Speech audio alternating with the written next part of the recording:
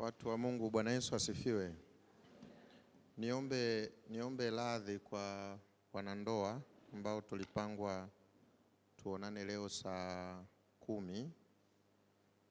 Siku za nyuma nilipata mwaliko kutoka serikalini wa kufanya huduma kwenye chama cha wanasheria. Leo walikuwa na mkutano wao, kwa hiyo na mimi nilikuwa miongoni mwa wakufunzi wanaokwenda kutoa mafundisho. Kwa hiyo kipindi changu kilikuwa saa 6 kamili mpaka na dakika 45. Lakini kwa sababu zilizokuwa nje ya uwezo tukajikuta nimeanza kwa kuchelewa. Kwa hivyo unavyoniona ndo nimefika. Kwa hiyo niombe radhi kwa wale ambao mlifika kwa uaminifu. Mzee ameniambia kesho atatutafutia ka upenyo tuwe na kipindi chetu. Na mimi nimemwambia mzee niko tayari. Kwa hiyo wale wana familia kesho kwa kadi kanisa kwa kupitia uongozi watakavyotupangia nitalipa deni la leo. Wangapi wamenisamehe? Asante. Wanaosema pastor tuheshimiane, dhambi ni dhambi tu. Ukiahidiana na watu ukachelewa ni kukiri kosa tu, maana hilo ni kosa kama makosa mengine. Jana tulikuwa na wakati mzuri. Mimi napata tabu sana nikiwa mwenyewe wakati najiandaa. Nimekuwa mara nyingi nikimuomba Mungu kusimama kwangu kusiwe bure. Kabisa. Natamani sana impact fulani itokee kwa mtu fulani. Hata kama sio wote, basi mtu fulani Mungu afanye hatua mpya ndani yake. Leo tuendelee kama muendelezo kadogo. Ndio maana nilisema muda ututoshi mzee. Mzee tukiongeza wiki ya pili au tusikuingilie. Naamini mbeleni tutakuja tutapanga na uongozi. Nitakuja. Hata kama sio wiki nzima basi kila Jumatano, hata Jumatano 7, 8. Tutawasiliana tu na pastor na uongozi tutaona. Najua hatuwezi kumaliza maana tumebakisha almost asubuhi. Kesho ni ibada. Niongee nao wanandoa, labda nimalizie na somo la jioni. Na kama ni safari unaenda Kariakoo, ndio kwanza huko kwenye yale mataa pale. Kwa hiyo safari bado ni mbichi. Jana tuliangalia bado ile sehemu ya kufanya maamuzi. Leo nataka tuongeze kitu kidogo. Umewahi kusikia watu wanasema tunazaliwa na dhambi ya asili? Ni uongo. Sasa wanaokataga viklipu wanaweza kakata hapo tu, afu akakituma tu hicho tu peke yake. Sasa nisikilize, kwa nini nasema hivyo? Wewe nipe muda tu utanielewa. Fungua pamoja na mimi kitabu. Nafikiri jana tulisoma Warumi. Yule msomaji yupo kweli leo? Warumi 7. Patie hapo Mwadventista mmoja nisaidie. Warumi 7. Warumi 7 fungu la 15. Warumi 7 fungu la 15. Linasema, neno la Bwana linasema, maana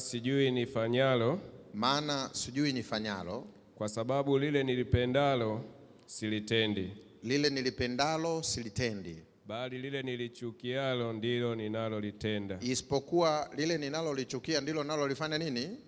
Nenda fungu la 24. Ole wangu maskini mimi. Ni nani atakaye niokoa na mwili huu wa mauti? Hivi mwili wa mauti ni mwili gani?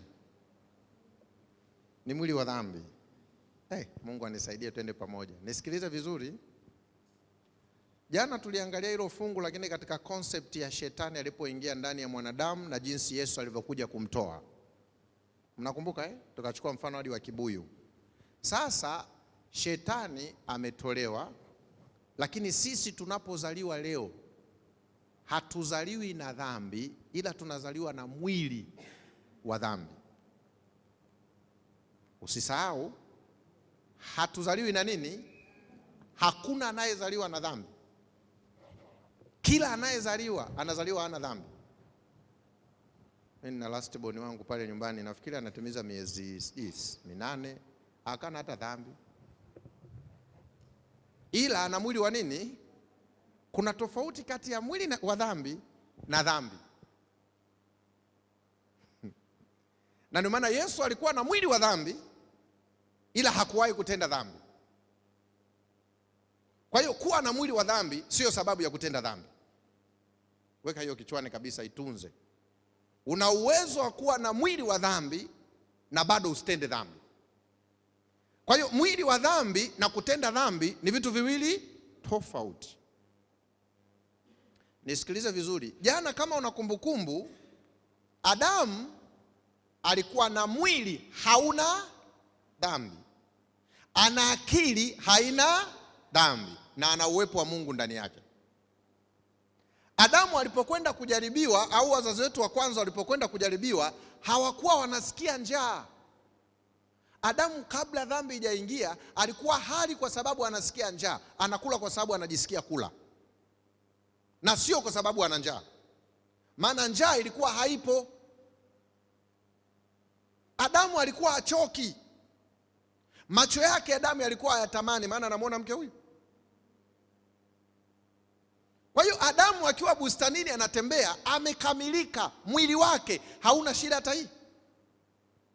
Kwa hiyo anapokwenda kujaribiwa na shetani, hatendi dhambi kwa sababu ana udhaifu, anatenda dhambi kwa sababu kaamua. Ndio maana anasema masomo haya yanajitegemea. Kwa hiyo issue ya kutenda dhambi haihusiani na sababu ya udhaifu, inahusiana na maamuzi. Maana Adamu alikuwa hana udhaifu hata huu, lakini akaamua kutenda nini? Dhambi. Hivyo hivyo na mama yetu Hawa. Sasa Adamu akahama, wale mliokuwepo jana, akatoka kwenye mwili hauna dhambi, sasa ana mwili una dhambi. Adamu anapomzaa mtoto, mtoto anayezaliwa na Adamu hazaliwi akiwa na dhambi. Ezekia 18 msomaji, fungu la 20. Na nasema haya kwa sababu kuna mafundisho watu mnachanganikiwa na yanatupromote kufanya dhambi. 18 fungu la 20.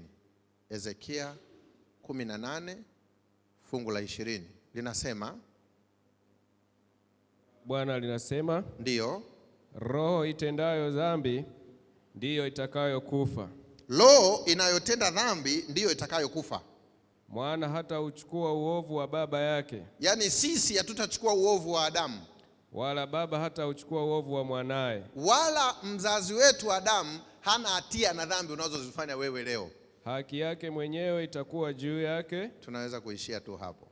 Mnakumbuka katikati ya siku niliwaambia hivi, kuhusu maisha yako upasi kumlaumu baba yako, upasi kumlaumu mama yako, upasi kulaumu kanisa. Ni matatizo yako wewe mwenyewe, hayahusiani na mtu mwingine yoyote. Ndivyo ilivyo. Dhambi aliyoifanya Adamu haihusiani na sisi kitu chochote. Mimi sitahukumiwa kwa dhambi yake. Lakini angalia ambacho watu wengi tuna miss, na sisi tunaowafundishaga tunasahau kuwafundisha. Mtoto anapozaliwa, anazaliwa akiwa hana dhambi, ila anazaliwa na mwili wa nini? Wa dhambi. Yule mtoto kitakachomfanya aishi na awe mtu wa aina gani inategemea anaishiji na nyinyi hapo nyumbani. Ndio maana Mungu anamwambia hivi Ibrahimu wakati anaenda kuiangamiza Sodoma na Gomora. Anasema nimfiche Ibrahimu? Anasema simfichi Ibrahimu kwa sababu watoto wa Ibrahimu watakuwa wa kwangu na duniani watakuwa baraka.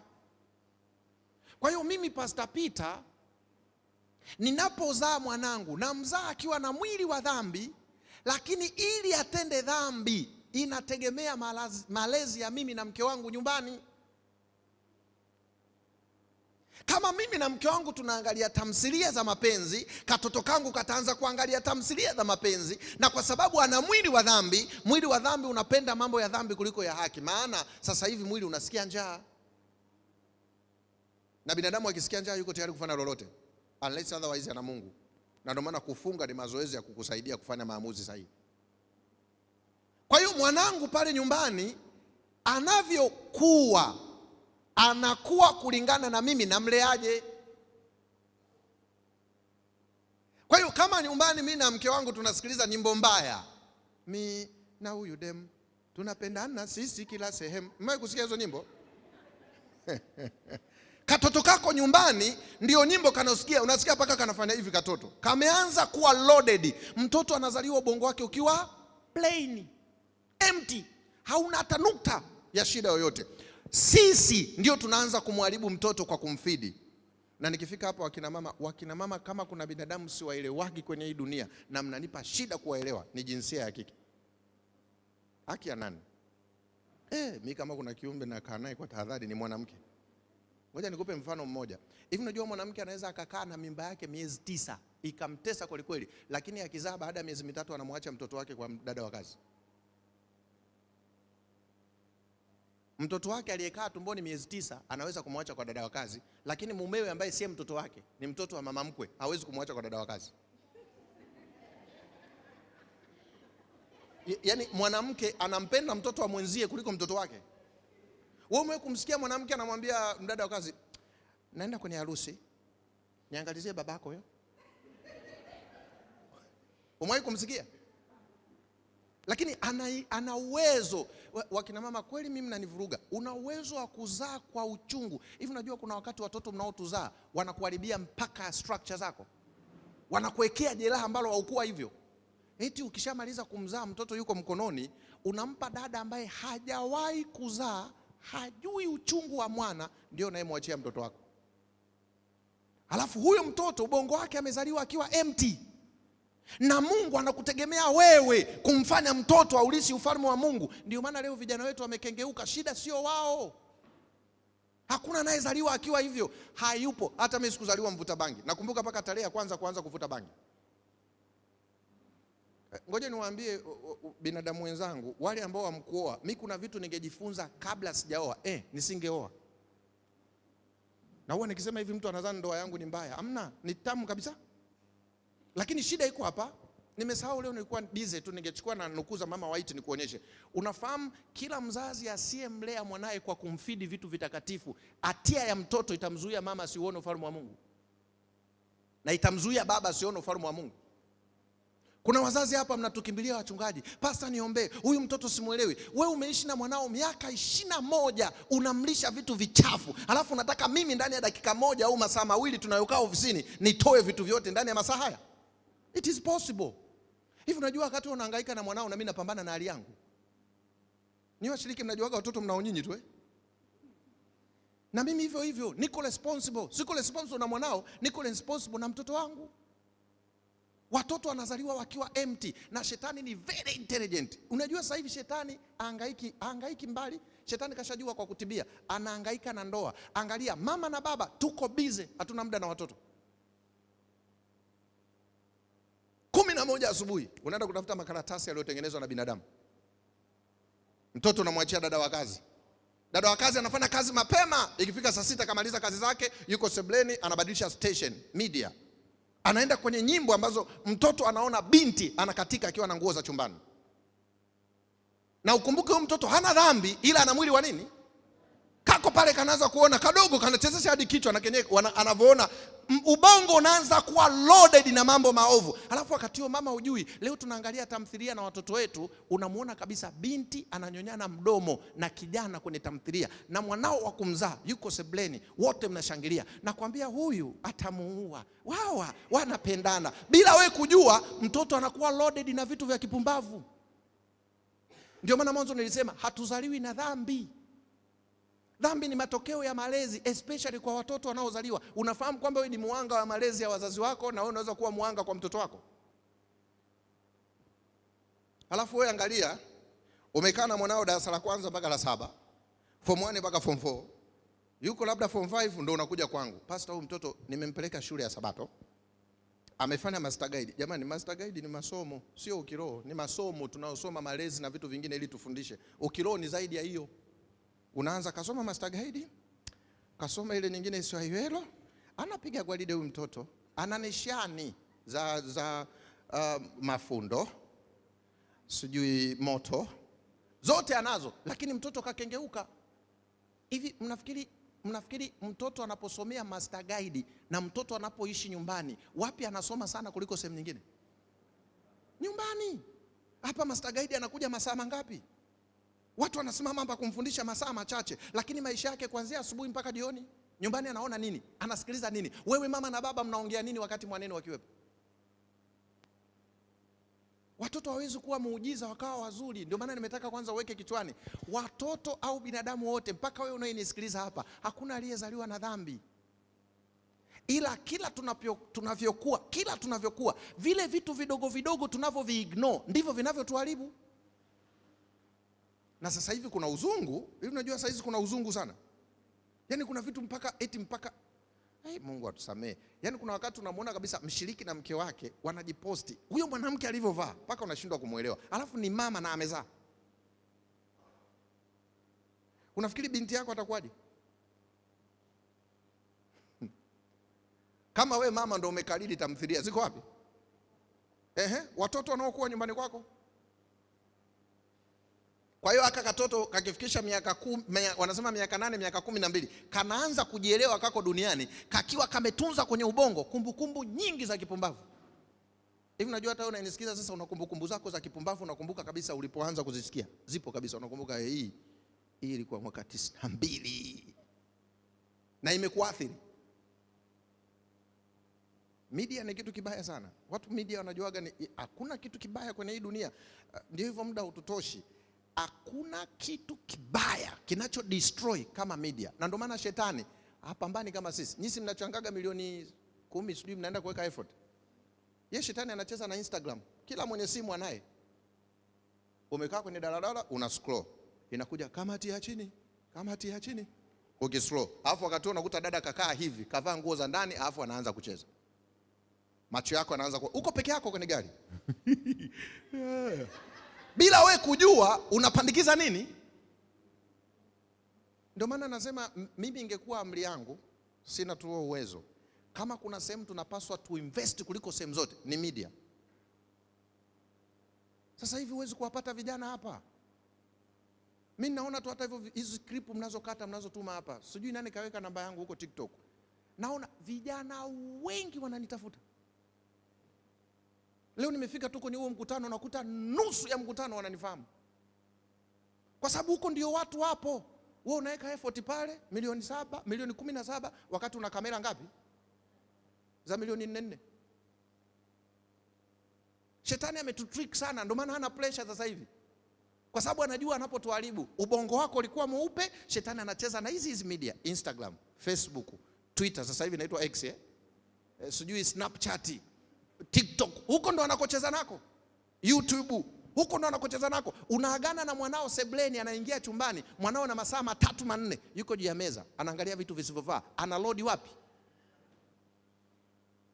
Hivi unajua siku hizi ukitaka kuangalia picha za ngono ni rahisi, tofauti na miaka yetu. Unajua miaka ambao mimi nakuwa jumba la sinema. Mnakumbuka wale waenzi zetu? Kuna jumba la sinema. Na ukienda pale mlangoni ili ulipie lazima uangalie umri wako. Ukionekana mdogo ruhusiwi kuingia kwenye picha za ngono. Sasa hivi Google anaenda tu pale porn video. Wow. Anachagua, anaanza na hii. Yuko chumbani peke yake na yuko na simu. Anaangalia. Wewe ukija ukamwambia, unajua ngono ni dhambi, ngono ni ushetani. Alafu baadaye anakuona wewe na babake, yani mama na baba, mmesema ngono ni ushetani. Anaona mashetani wawili, mnaingia wapi sasa? Na tulivyokuwa wajinga, tunajua tunawaongopea. Hivi nafahamu hii generation ya sasa hivi, mimi naogopa hawa ambassador hawa wana taarifa kuliko wewe. Yaani kuna wakati unaweza ukawa unaongea wanakucheki, mmoja anasema maza maza. Hapo ukiondoka unaambiana maza. Wala ajui kwamba. Kwa mimi niwaombe, kama kuna sehemu mbaya sana na Ukristo wa kweli uko hapo, ni kwenye malezi kuliko kanisani. Wengi wetu tuliokuweko hapa tumeharibika kwa sababu ya njia tulizoishi. Imagine hivi tangu unakuwa, kama nijizungumzie mimi mwanangu akiamua kukengeuka ameamua, kweli kabisa ameamua mwenyewe. Kwa sababu mimi paka nyumbani nina juma la kwangu la nyumbani. Nyumbani tunasoma Biblia kila mwaka. Nafundisha, honest, nafundisha familia yangu vibaya sana. Kwa mwanangu akikengeuka hata sitaumia. Nitajua kabisa ni decision yake na sitapambana naye. Kwa sababu nina invest. Mwaka mmoja nilirudi nyumbani, mke wangu alipokuwa amejifungua mtoto wetu wa pili, tukapata binti anayetusaidia nyumbani. Yule binti alikuwa mchapakazi sana. Anaamka 10 alfajiri mpaka saa 5 amemaliza kazi. Na tulikuwa tunamsifia kweli. Akimaliza anakaa sebleni, anaanza kuangalia TV. Yuko na mwanangu. Kuna siku narudi namkuta mwanangu anaimba wimbo, ananiambia, "Baba, hanyaga, hanyaga, hanyaga, hanyaga." Nikashtuka kweli, naambia hanyaga, hanyaga ndo nini? Sasa baadaye na mimi niko kwenye gari nasikia wimbo kanyaga, kanyaga. Nikasema okay. nikaenda ile TV yote nikaifunga, kila unakobonyeza ni Hope Channel. Bonyeza namba 1 Hope Channel Malawi. Namba 2 Hope Channel Uganda. Namba 3 Hope Channel. Yaani ni Hope Channel mpaka yule dada siku moja nimerudi jioni anambia baba hii imeharibika, anambia yeye iko vizuri, haina hata shida. Hivi mnafikiri una uwezo wa kumbadilisha mtu aliyeathirika ndani ya miaka 20? Unaweza kumbadilisha ndani ya wiki 7? It is possible. Mimi niliwaambia hapa nimekaa a good 5 years kuacha bangi. Kwa sababu kipindi napotea, sikupotea siku moja. It was a process. Ilikuwa ni hatua. Kila unapopandikiza kitu kibaya, unajidestroy bila wewe kujua. Pindi unataka utoke, kuna vita inazaliwa. Ndio nataka nifundishe leo. Na ni ngumu sana. Kwa sababu huyu mtoto akiwa mdogo, anakula vitu vibaya. Akishakuwa mkubwa, anaanza kuambiwa hivi, uzinzi ni dhambi. Sikiliza balaa linalokuja sasa kwa huyu kijana. Ndio hilo analalamika Paulo. Kijana akili inagundua uzinzi ni dhambi, ila mwili hauwezi kuacha. Tayari anaanza kupambana yeye mwenyewe, anapigana vita yeye peke yake bila wewe. Kwa nini? Akili imegundua uzinzi napaswa niache, mwili umezoea, umefanya hivyo miaka 10 na. Kwa hiyo kinachotokea wakati akisema akilini sitaki kutenda dhambi, mwili unamwambia subiri kwanza, unazungumzia ipi?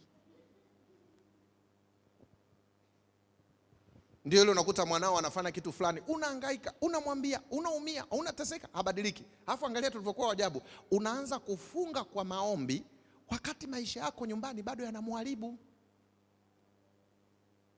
Alhamisi tunafunga kwa ajili ya Jonijo, tumuombe. Nyumba nzima mmefanyaje? Lakini uko sebuleni unapoteza muda wa chakula, uko kwenye movie. Na movie ina mapenzi humo ndani. Shetani very intelligent. Ni movie ya ngumi lakini ndani kuna tendo la ndoa litafanyika.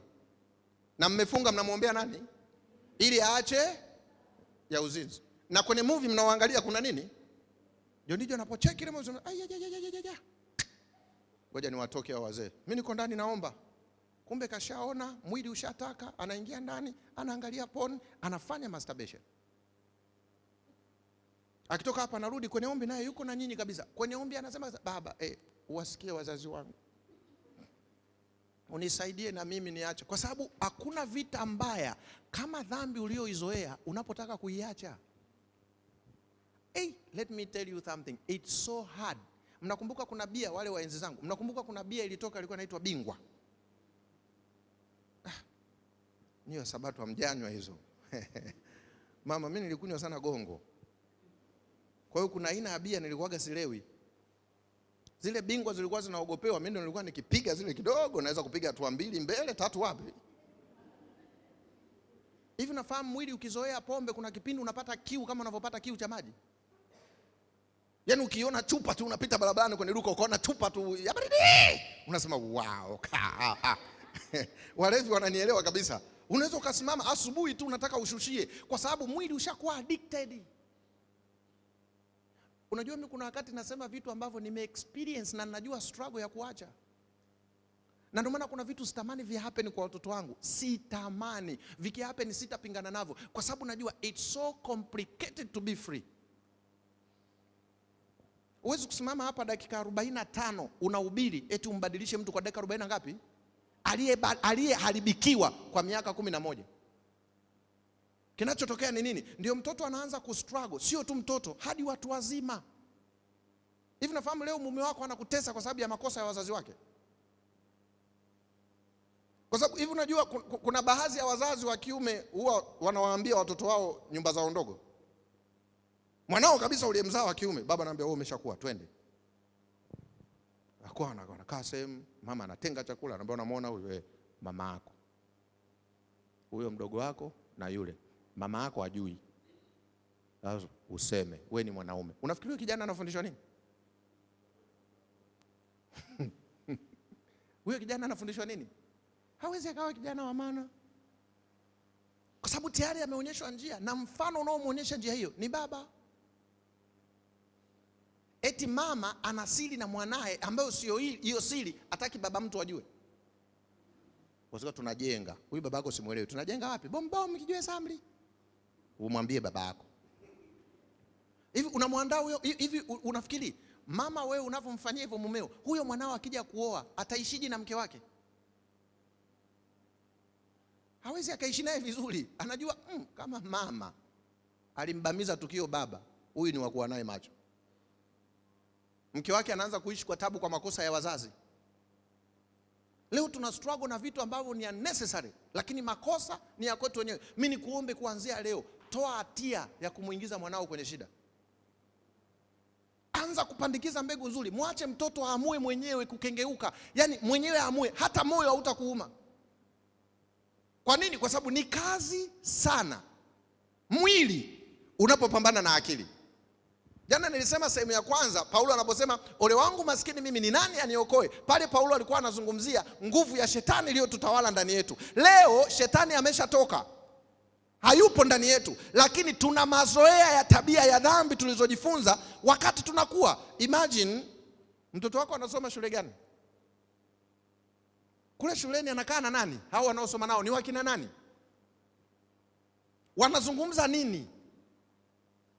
Mtoto wako anapata elimu gani kwa watu wanaoonana nao kwa miaka 7? Na ukumbuke, unafahamu muda wa mtoto wako unaokaa naye wewe na muda anaokaa naye mwalimu. Mwalimu anakaa na mwanao masaa mengi kuliko wewe. Unafahamu kwa mwaka mwalimu anakaa na mtoto wako siku nyingi kuliko wewe. Mwanao anaondoka asubuhi hapa Dar es Salaam saa 12. Shida za usafiri wa gari, anaingia nyumbani saa 2, saa 3. Okay, tuseme anaingia saa 11. Masaa mangapi hayo? Hayo masaa anakutana na rafiki zake barabarani, anakutana na watoto ambao unajua shuleni ni mkusanyiko wa kila mtoto katoka kwenye changamoto yake. Alafu wote hawa wanakutana, anakaa wapi?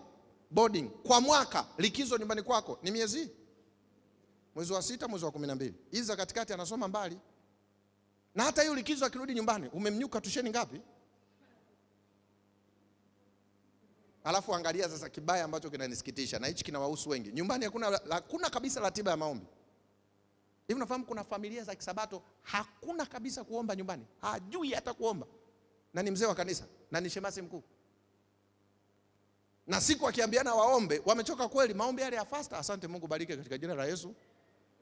Yule anatakiwa achangie lesoni kanagusia tu. Mungu anasema tupendane, upendo ni kwa wote, tushikamane. Mwenye mchango. Pale nyumbani wote tumechoka, anaposema mwenye mchango, baba anasema nani achangia hapa, tumeshachoka. Baadaye utasikia anamalizia tu, basi hakuna mwenye mchango, baba tuletee ombi. Baba tu anasema short and clear, Mungu tunashukuru umetuleta nyumbani salama, tunatawanyika kulala. Linda kila mmoja katika jina lako. Ngoja niwaulize swali wanandoa. Mara mwisho lini umepiga magoti na mmeo mkaomba pamoja? Ngoja nibadilishe, sio tu mume.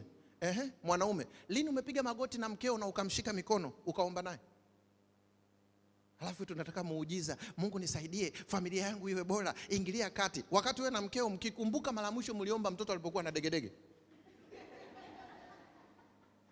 Yaani mtoto degedege usiku limemshika, ndio mmemzunguka, shindwa katika jina, shindwa mama kakazia, ashindwe.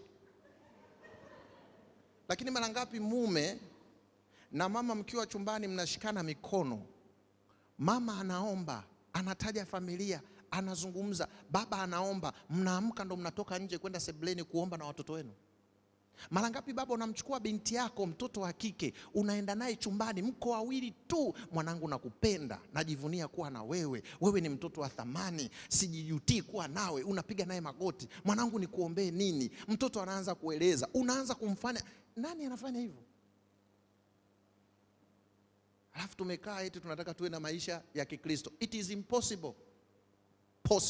Na ndio maana niliwaambia jana sio juzi, watu wengi tunaleta miili kanisani, lakini akili haiko wapi? Kwa sababu Ukristo hauko hapa. Kama nyumbani kwako hauombi, hapo ni tena siku hizi hata kuomba kwenye Mungu atusaidie. Baada hatu kuomba wanamfokea Mungu. Hivi unajua kuna hivi unaweza kwenda kwa babako mzazi. Unajua kuna mtu anaomba asante Mungu mtakatifu baba na Mungu wetu. Lakini unajua baba, hakuna kama wewe. Wewe ni Mungu unayeweza.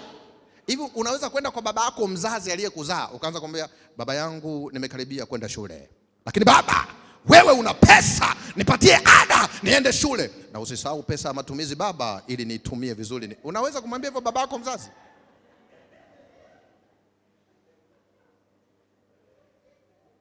Mimi mwanangu akiniambia hivyo namnasa kibao. Siku hizi unajua hata maombi hatuombi kwa ajili ya Mungu, tunaomba kwa sababu watu watujue tunaomba. Hivi unajua kuna mtu akiambiwa omba anaanza kupangilia jinsi anavyotaka aombe. Yaani naambiwa tu fulani utatuombea na fulani. Hapo alipoambiwa tu fulani utatuombea, sema hapa nawapiga mtakatifu Mungu muumba mbingu na nchi, napiga Musa kidogo nikimgusia na Yakobo pale, jina la Yesu, nimemaliza. Hivi unajua kweli maana ya maombi? It's something from your heart dialect. Maombi hayafundishwi. Hivi mnafikiri tunaweza kweli kupona? Tunaweza kutengeneza generation ijayo ikawa proud? Hivi kesho kutwa miaka 20 kutoka sasa tuna uwezo wa kuwa na kanisa kama tulilonalo sasa? Mimi mwenzenu kweli naogopa. Naogopa kwa sababu shetani ana invest hela nyingi sana. Nilikuwa naangalia hata tamthilia. Ili watu warushe hizo tamthilia wanalipa a lot of money. Sisi tukiambiwa tu effort ya siku 21 milioni 300 tuna panic. Pesa za Mungu zinatumika vibaya. Wakati nilikuwa nasoma movie ya Schwarzenegger inaitwa Terminator 3. Imetumia bilioni 4 kuiandaa ile movie. Kwa sababu shetani anajua yuko tayari kuinvest kiasi chochote, maana anajua sehemu ya kuharibu dunia ni kwenye technology media.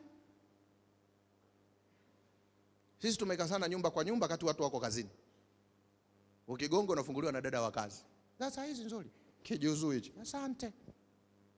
Ndio maana effort zetu tunabatiza watu 70 nakupa wiki hii. Wale wadada washafanyaje?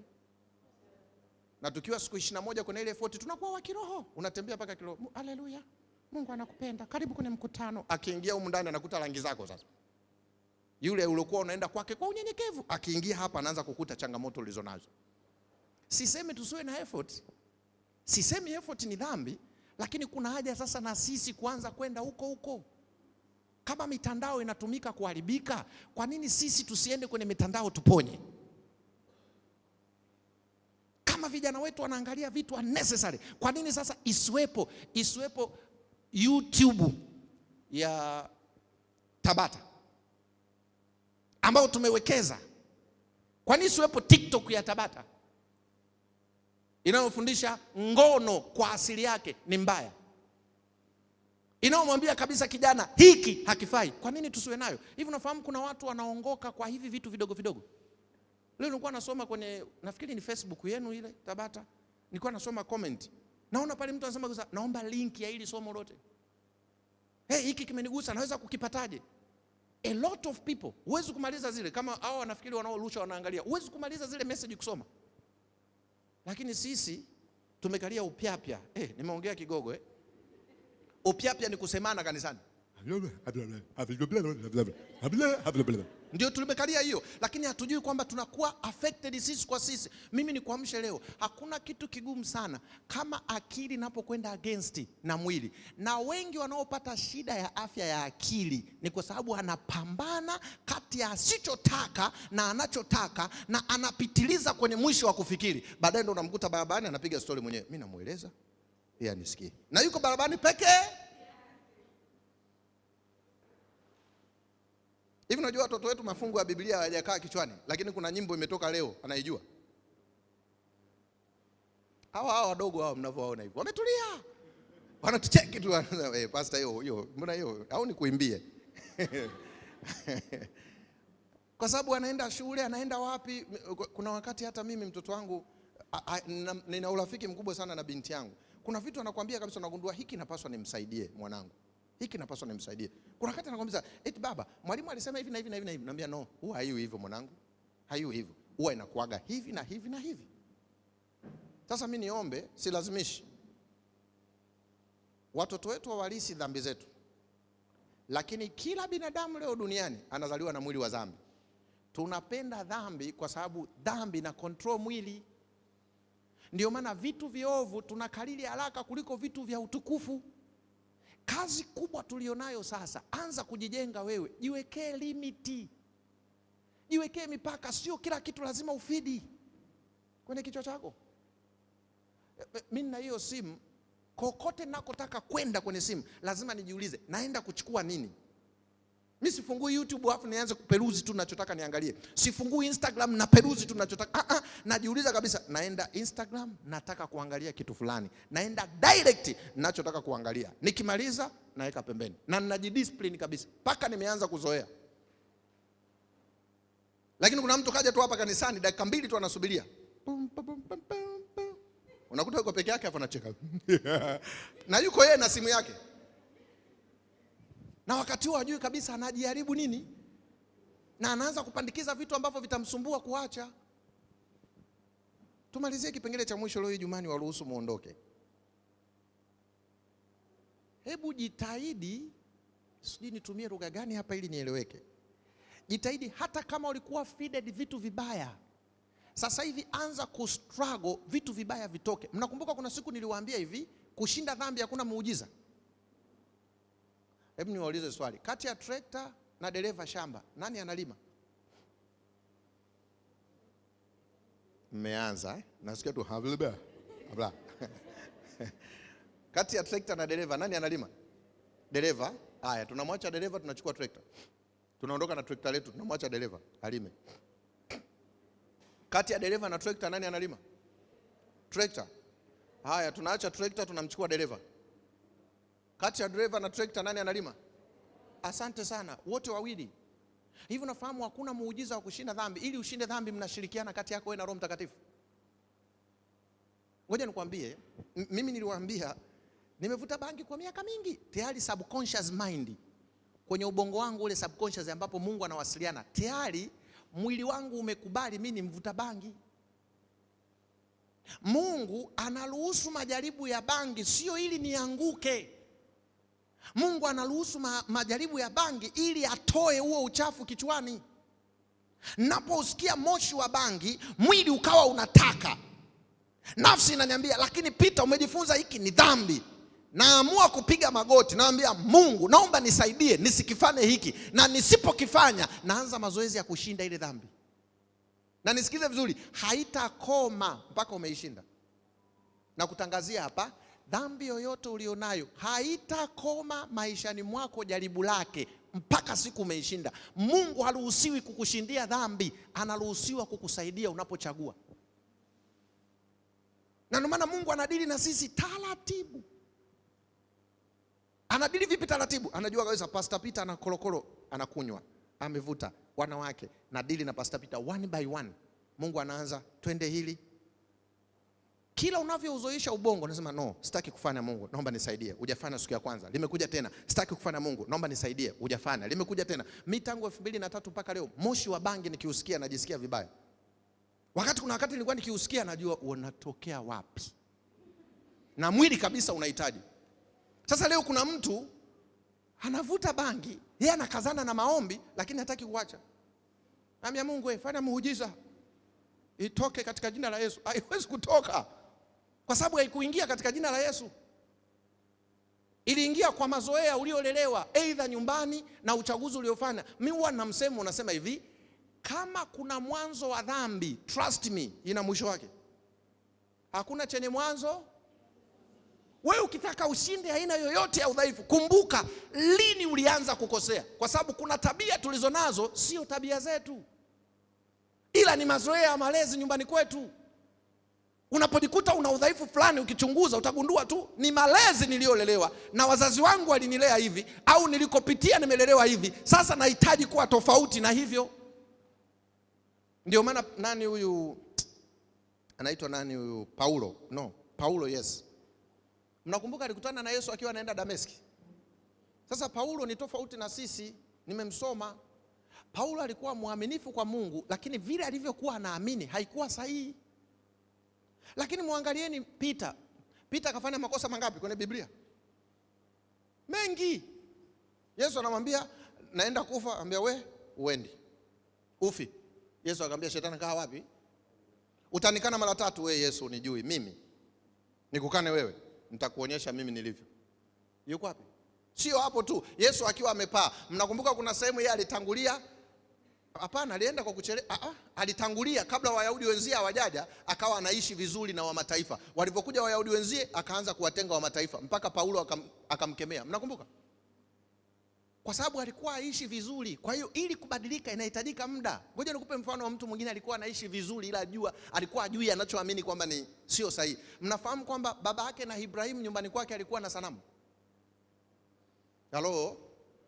Na ndio maana hata mke wake na Yakobo ni mtoto ni familia hiyo, alikimbia na nini? Zile sanamu alizipata kwa baba yake na Ibrahimu. Lakini angalia, Ibrahimu alipokuwa anakwenda kuabudu ile sanamu, Ibrahimu alikuwa anaamini ile sanamu ni Mungu kweli. Na kila alichokuwa anaambiwa kuhusu yule Mungu, Ibrahimu alikuwa afani kweli. Na ndio maana ngoja niwanong'oneze, kuna wasio wa Adventista wa Sabato kule nje ni waaminifu kuliko sisi. Wanachokiamini sio sahihi, ila wako serious. Sisi sasa Mungu anasema hivi, nilishangaa kati na msoma Ibrahimu. Mungu anasema kama angemuita Ibrahimu nje na lile sanamu, Ibrahimu asingemuitikia Mungu.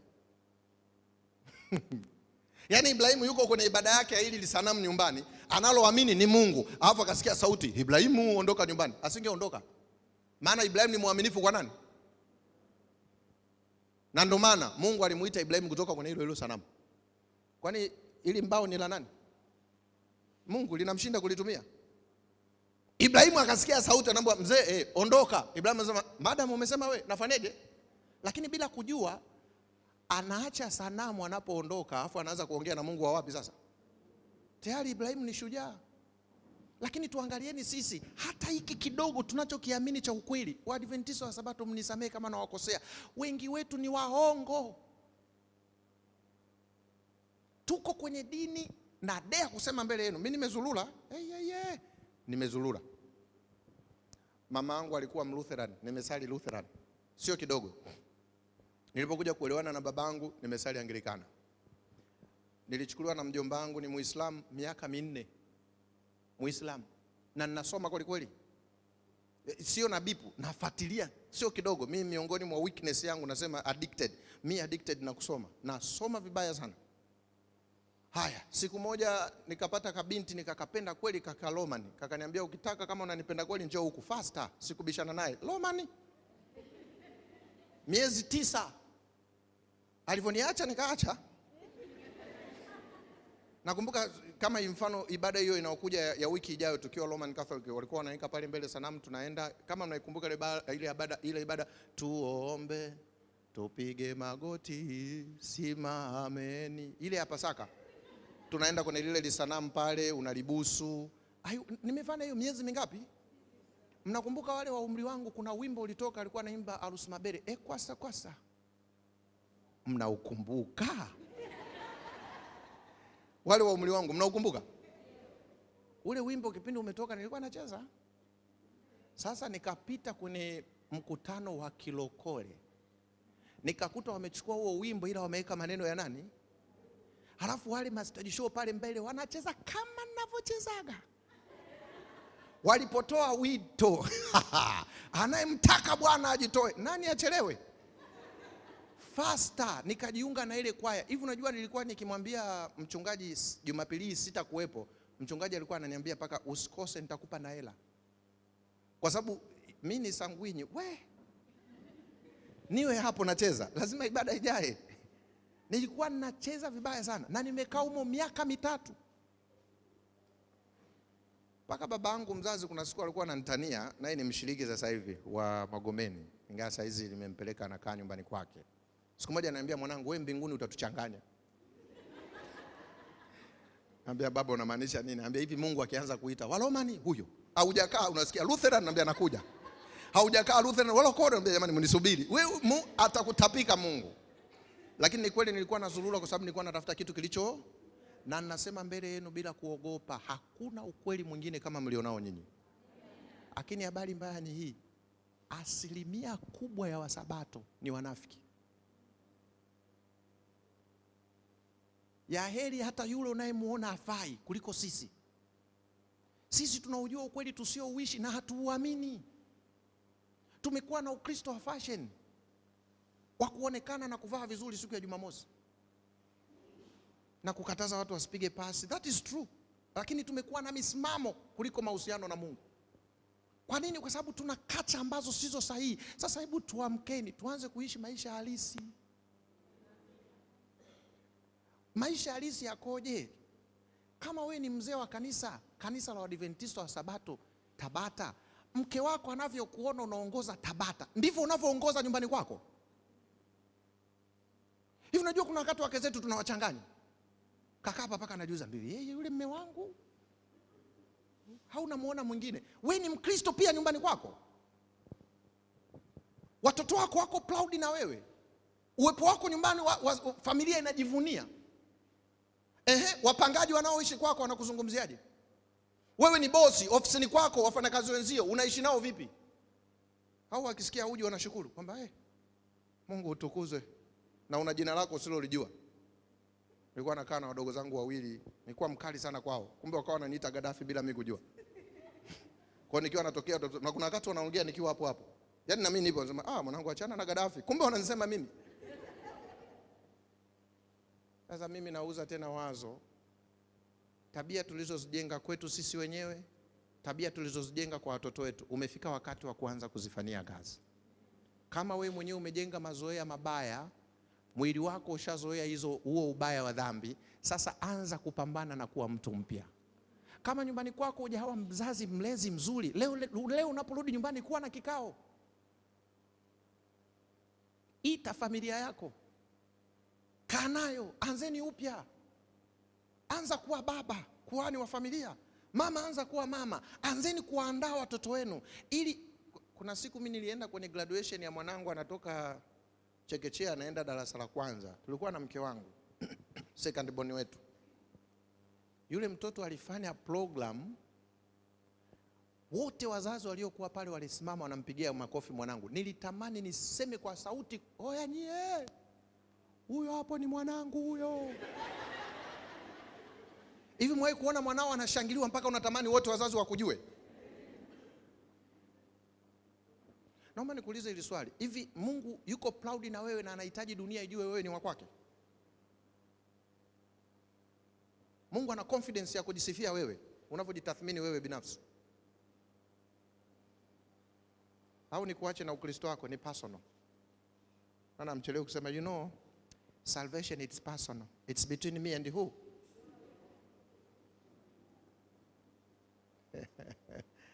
Paulo analia. Fungu la mwisho nalipenda sana, usilisome mtu wa Mungu. Ngoja niliseme twende au soma. Fungu la mwisho kabisa hapo la 25 I think. Kitabu cha Warumi 7:25. Nilisema leo Ijumaa tuwaruhusu watu waende nyumbani mapema, maana kesho tunawataka hapa pia mapema kabisa. Hivyo Sabato ni kesho au ni baadaye asubuhi? Sawa. Nimewaelewa na Sabato yenu. Fungu la 25 linasema, sema, namshukuru Mungu kwa kuwa Yesu Kristo Bwana wetu. Basi kama ni hivyo, mimi mwenyewe kwa akili zangu nitamtumikia sheria ya Mungu. Kwa hiyo akili inataka kutenda mema, sheria ya Mungu. Bali kwa mwili wangu sheria ya dhambi. Halo, tuko pamoja? Sasa mimi nikuombe kuanzia leo, pambano lililopo kati ya mwili na akili. Kwani tunasema mwili sasa hivi unatucontrol. Unafahamu sasa hivi unasikia njaa Unajua Adamu kabla hajatenda dhambi alikuwa asikie njaa. Lakini sasa hivi unasikia. Sasa fikiri unasikia njaa na unasikia njaa na huna chakula. Huwa unafanya nini? Unafahamu sasa hivi mwili unataka vitu vingi sana. Yaani kuna wakati hata wewe mwenyewe unaenda nao against. Unakuta mwili wako unataka kitu ambacho tayari ulikizoea. Una kiu kabisa ya kitu fulani. Hivi unajua kuna mtu kazoeshwa umbea kiasi kwamba ukimwambia neno ili asiliseme lazima ajifungie ndani aongee mwenyewe. Yaani lazima ajifungie hapo niambie, yani nikwambie shosti nimeambiwa na mama, anaongea peke yake. Huo ndio wakati wa kwenda kinyume na nini? Na mwili. Na nisikilizeni, maombi maana yake nini? Maombi maana yake ni kugundua akili yako haitaki ile dhambi, ila mwili unaihitaji ile dhambi, kisha unaanza kuomba. Ukiwa umeamua kwamba sasa Mungu sikiliza, sasa hivi hakuna mtu anayetawaliwa na shetani. Tunatawaliwa na uchaguzi tunaochagua, unaozoea kwenye mwili, baadaye tunakuwa hivyo tunavyokuwa. Kwa hiyo sasa hivi uamuzi uko ndani yako. Kama uliathirika zamani kwa mambo ya kale yakakuharibu, huu ni wakati muafaka wa kuanza kujimoldi mwenyewe. Na nikwambie hilo jambo halifaniki mbele za watu. Ni kati yako wewe na nani? Sisi tunaokuzunguka tutakuwa tunaona tu mabadiliko. Tutashangaa ulikuwa mbea, sasa tukileta umbea, huna mpango na sisi. Unasikia wale ambao wanaishi na historia yako wanasema unajishaua, asiye kujua wewe nani. Yeye anakujua wajana sio wa nini? Kwa mimi ni kuencourage leo, tuna uwezo wa kubadilika. Kuna mtu mimi ananitiaga moyo sana baba kwenye Biblia, anaitwa Daudi. Daudi alilala na mke wa mtu, akaua mume. Alafu Mungu anamuita mtu aupendezaye moyo wangu. Kwa nini Daudi aliitwa hivyo? Kwa sababu aliamua kubadilika. It is possible. Wewe umewahi kuua? Acha mtu. Umewahi kuua? Hujawahi. Tena kuna mwingine mmoja kulala na mke wa mtu. Lakini Daudi alifanya aina yote hiyo ya uovu. Hivi tunavyoongea kalala katika tumaini. Nikuulize, wewe kinakushinda nini?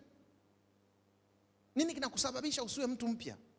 Nini kinakukwamisha? Hebu niambieni binadamu wenzangu, hebu nishawishini. Hivi kuna kitu gani duniani cha thamani uko tayari kupotea kwa ajili ya hicho? Huwa mimi najiulizaga nikiwa mwenyewe kwamba nyumba ya milioni 800 ndio ikufanye umwache Mungu. Ukishaipata nyumba milioni 800 ukifa ina maana gani kwako? Haina maana. Leo kuna mtu anachagua kukosa Mungu kwa sababu ya ngono. Kitu cha dakika 3 2 ambacho hakina maana, na ukitoka hapo una stress, sijui na ugonjwa huyu nilala naye. Unaanza kuishi miezi 3 mpaka 9, unapima kila baada ya miezi mingapi? Hivi kwa nini tusifikie kipindi tukaanza kumuona Mungu katika engo yake na kuanza kushinda madhaifu tulionayo? Na kwa nini usijivunie kujimold? Mimi natoa wito jioni ya leo. Huu ni wakati muafaka wa kuanza kujimold sisi wenyewe. Alafu jisikie vizuri kukua. Hata wakati mwingine jipongeze. Kwa sababu badiliko la kweli linapotokea ndani ya Mkristo, huwa wa kwanza anayelifahamu hilo badiliko ni wewe mwenyewe. Lakini umekaa na historia tu. Sisi ndo waanzilishi wa wapi? Wa Tabata. Tangu inaanzishwa, hatukuwa tunasali hapa. Tulikuwa tunasali kwa mama nani? Yule mzee Nandi alikufa, alafu anataja mwaka ambao mama yako alikuwa binti. Alikufa mwaka 74. Hapa tulinunua kwa shida. Kuna watu wana historia ya kanisa, lakini maisha yao hayako kwa Mungu. Mimi ni kuencourage jioni ya leo, bado inawezekana kuushinda mwili, kwa sababu shetani hana nguvu ya kukutawala. Na nilikwambia katikati ya hii wiki, wewe una maamuzi. Hata leo ukiamua kwamba sasa imetosha, kazi yangu ni kujimoldi upya, una uwezo wa kuwa mtu mpya. Asante mtukufu Baba na Mungu wetu wa mbinguni. Yesu, nakusihi kwa namna wewe unavyotuona. Mimi ni mwanadamu nisiyeweza kuona, lakini nakushukuru sana kwa upendo wa kutupatia nafasi ya pili. Yawezekana miongoni mwetu wako waliozaliwa wakiwa na mwili wa dhambi, lakini malezi ya familia yaliwaharibu. Ukuaji wao umekuwa mbaya na mazoea mabaya yametawala mwili. Leo tumejifunza tuna asili tu ya mwili wa dhambi. Na yawezekana tabia zile zinazoonekana kwa watu za uovu ni tabia tulizojifunza kutoka kwa watu wanaotuzunguka. Na Kristo, yawezekana tuliishi hivyo tukiwa hatujui kwamba tunaenda kinyume na wewe. Lakini sasa tunapofahamu, tunapitia nyakati tena ngumu za akili yetu inapofanya maamuzi ya kushindana na mwili uliozoea mazoea ya dhambi. Sasa tusaidie Kristo, ikikupendeza, kila aliyesikia leo sauti yako afanye agano jipya moyoni mwake.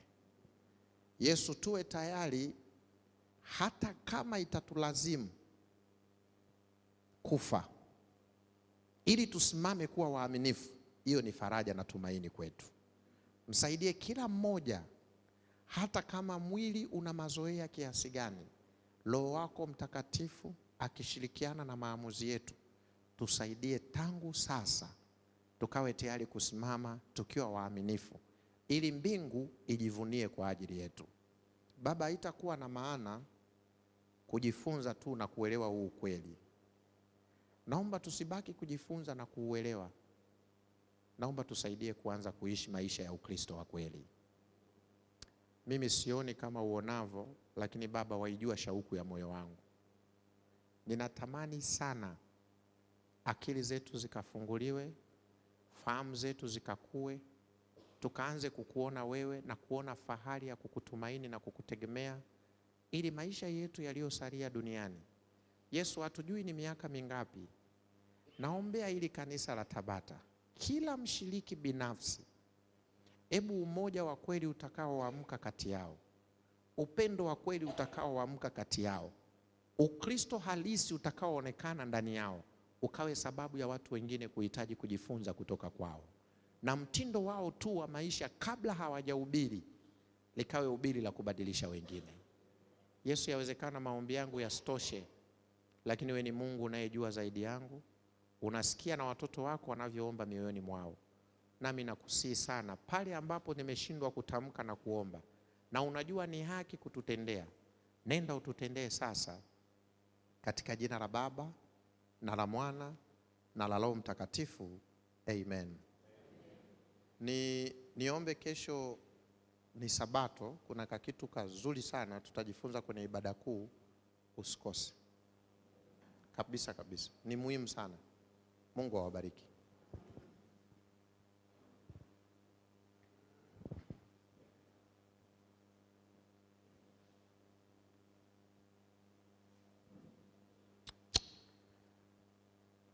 Basi tumefika mwisho wa vipindi hivi, lakini kesho tutakuwa na semina hizi kuanzia asubuhi mahali hapa. Huenda wapo ambao mlikuwa mnatufuatilia kwenye mitandao ya kijamii. Kwa kesho tutakuwa na hitimisho la siku hii. Na eneo letu la Tabata, ukiwa unatokea tokea sehemu yoyote kwa kutumia barabara ya Mandela, utakwenda mpaka pale Lelini Tabata, halafu utaingia barabara ya kuelekea Segelea, na kabla ya kufika kituo cha polisi cha Tabata utaona barabara inayoingia mkono wako wa kushoto. Basi unaweza ukaingia hapo, utaona kibao kinachokuelekeza kanisa la Tabata mahali lilipo, na utakuja na njia hiyo na utafika baada ya kituo cha polisi, utaona barabara inaingia kushoto. Kwa tunawakaribisha sana wote ambao mlikuwa mnafuatilia semina hizi kwa wiki nzima. Kesho tutakuwa na kilele hicho, karibuni sana. Kuanzia saa 3 tutakuwa na semina nzima kwa siku nzima. Tunawakaribisha sana, karibuni sana kanisa la Waadventista wa Sabato Tabata.